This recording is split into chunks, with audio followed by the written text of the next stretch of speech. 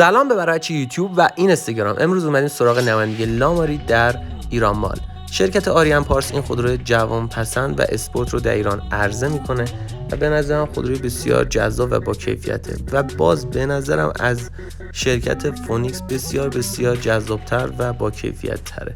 طراحی جلوش بسیار جسورانه و خشنه، طراحی از بغل بسیار پت و پهن کشیده و به نظر من یکی از دلیلش اینه که پت و پهنشون فلاپ دور این خودرو نداره و به خاطر همین چرخ‌ها رو بزرگتر و ماشین کشیده تر نشون میده.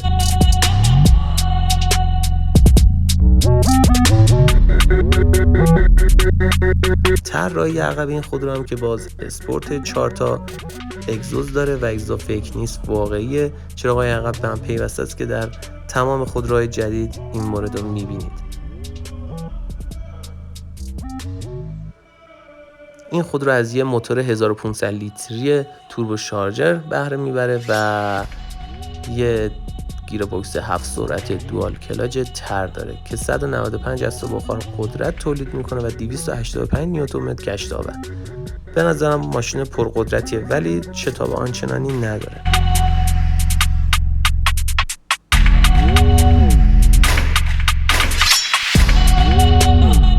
یکی از معایب لاماری اینه که قطعاتش در بازار خیلی کم پیدا میشه یا اصلا نیست و این خودرو آپشن آنچنانی نداره و میگن تازگی‌ها خودروی جدیدی وارد کردن که آپشن داره. رودری جلو کیفیتش خوبه، قابل قبوله، بد نیست.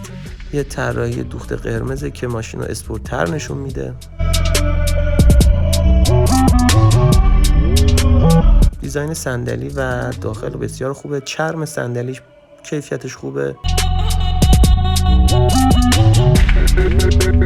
فرمونش طراحی جذابه، کنسول طراحی جذابه، یه اسکرین بزرگ داره که در تمام خودرو الان این اسکرین وجود داره. کنسول وسطی تر پیانویی و چرم استفاده شده، دندش طراحیش خیلی خوشگله.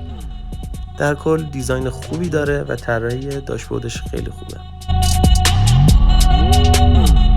این خودرو نیمه فوله و آپشن خاصی نداره. سقف پانوراما رو داره. البته میگن تازگی‌ها نسخه فولش هم وارد ایران شد. رودری عقبم مثل رودری جلو فرقی نمیکنه.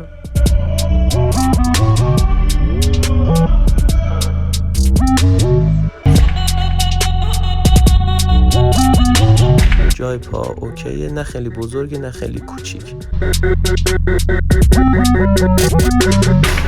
صندوق عقبش هم چون نسخه نیمه فوله برقی نیست و نسخه فولش برقیه. در نسخه فولش دکمه صندوق عقب برقی اینجاست. به نظرم صندوق عقبش بزرگ خوبه.